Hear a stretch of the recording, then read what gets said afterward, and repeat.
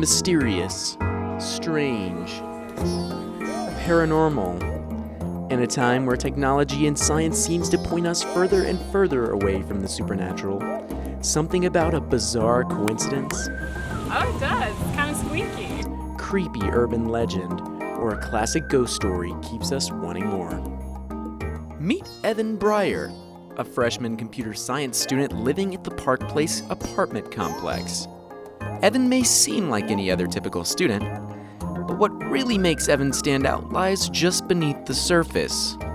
The surface of the skin, that is. So you implanted a microchip into your hand.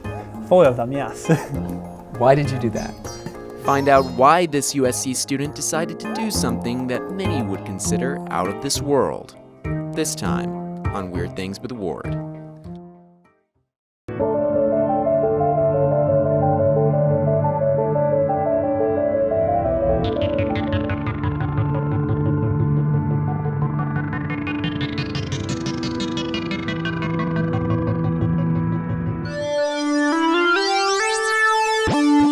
The University of South Carolina has over 34,000 unique students from all 50 states and over 100 different countries.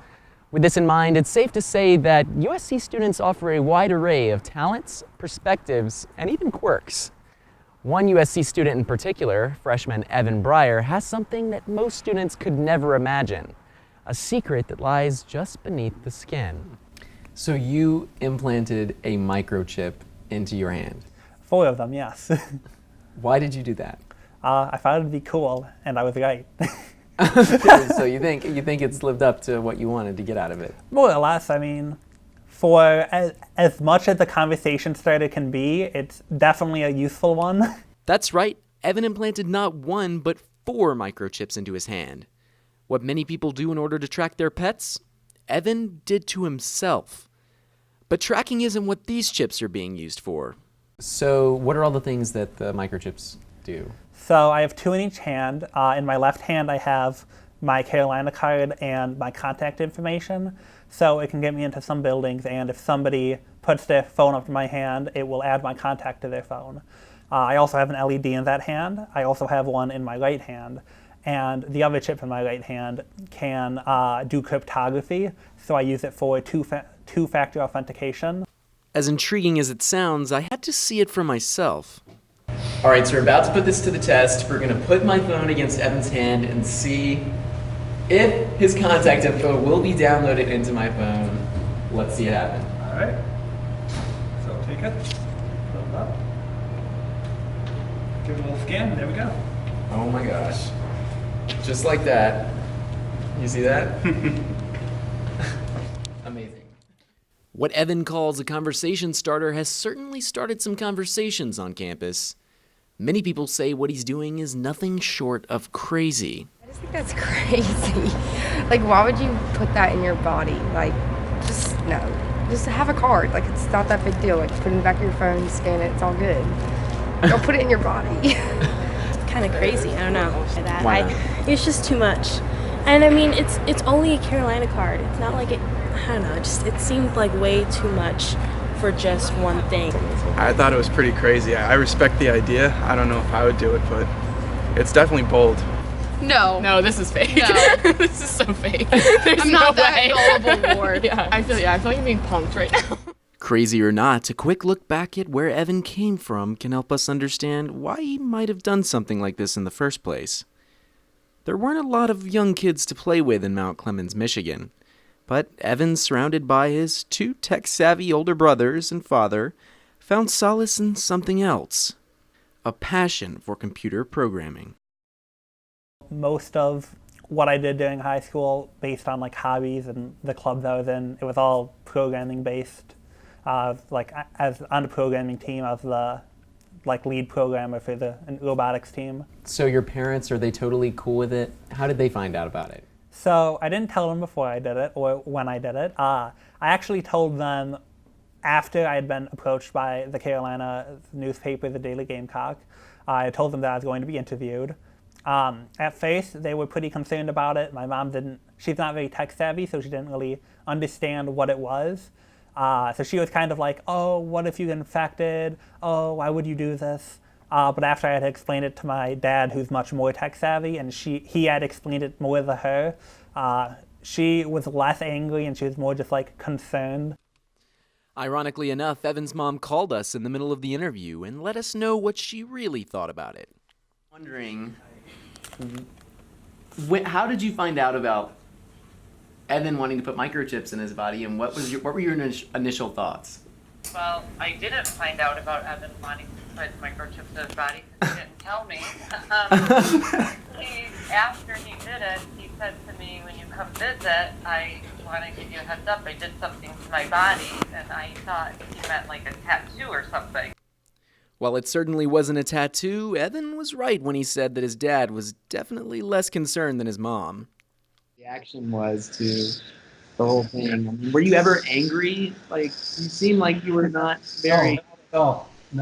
I think I would say the three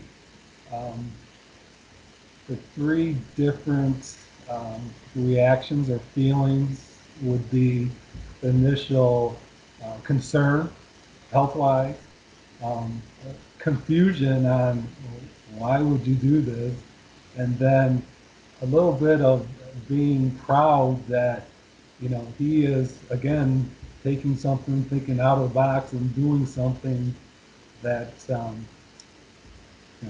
may turn into something. So. While Evan definitely doesn't seem very concerned, many are still left to question, is this even safe? So this thing is completely safe, no harm done so far.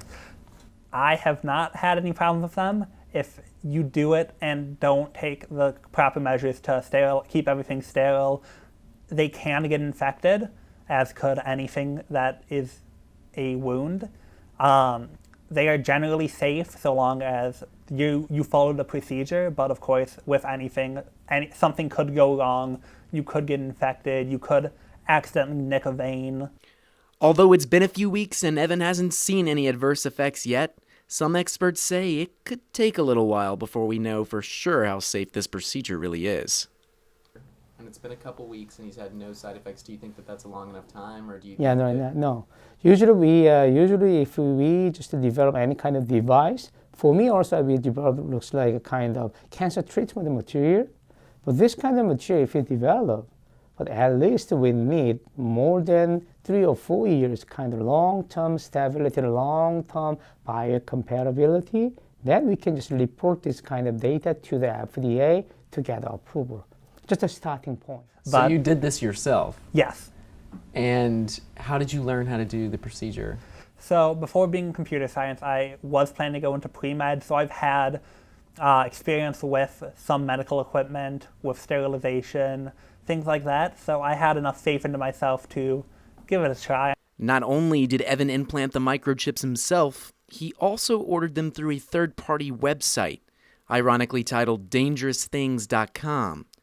On the website, you can buy several different types of human implants, even something called a cyborg transformation kit. Price tag? Only $99. Despite how odd it sounds, Evan seemed to have no worry about the company's ability. So the owner of that company is very knowledgeable. That's where a lot of the research in this field gets done, through people like him who have a very big interest in things like implantable technology. They sell everything that I use, essentially. Still unconvinced of the product's safety, I decided to ask the CEO about it himself. Thank you very much for that. Sure. So tell me a little bit about safety. Is this 100% safe? I want to know what you think about this and what precautions you take to make sure that this is done in a safe way. There's efforts to maintain safety, but there's nothing that's 100% safe. So going from that premise on, we have a lot of tests that we do on our products. We source our own materials. We don't turnkey. So meaning we don't just ask a factory, hey, can you make us a bunch of these? He is a computer science student here at the university and implanted them himself in his dorm room with the kit. Not recommended, by the way. With the kit that you provided, and he figured he was going to be a pre-med student before he decided to come here for computer science. He can do it himself. And so he did it all himself. What do you think about that, and what advice do you have to give to Evan? You know, DIY installs are not the recommended method of doing it, but people buy all kinds of crazy crap on Amazon or whatever and do whatever with it. So it's not recommended and it's not really encouraged, but it does happen. Regardless of how safe the company CEO says the products are, they still lack FDA approval, something Grafstra says they won't be looking to gain in the future. This doesn't stop thousands of people just like Evan from purchasing from the website. Do you see yourself putting more microchips into your body in the future? I could definitely see myself doing it in the future if any are developed that have something that I would want. If they have ones that allow for contactless payment, for example, I could definitely see myself getting one of those. I don't really need any more of the ones that I have, just because I have most of the uses that I need already. They do sell other ones like implantable magnets, which are really cool, but I don't personally have much of a use for them, so I haven't invested in one of those yet. But they definitely do have some very interesting, different implantable technologies. As optimistic as he is about his own microchips, Evan says the future of the technology is a little bit more uncertain. So do you think that human implants, human microchips are the future of technology? I don't know if I would say that they, as a whole, would be the future. I think it is an area of technology that definitely has a lot to offer. In the same way that wearable technology will never replace a computer, implantable technology will probably never replace computers or anything like that, but they definitely have a lot of potential. How do you feel that this has become your, identifying factor? I mean, realistically, it's more of a conversation starter for people I'm meeting. I don't think too many people who are my friends really care about it that much. It's fun to show off once or twice to them, but I mean, other than that, it's really just a part of me, I guess. It's no different than, hey, this person has a cell phone. It's just a technology that I own. It just happens to be under my skin. In a technological world full of electronic transactions and card swipes, Evan is convinced that he's just the first of many to purchase these products in the future. No one really knows what the future holds for implantable technology, but for now, all we can do is wait and see if this techie trend really catches on. For SGTV News 4, I'm Ward Jollis.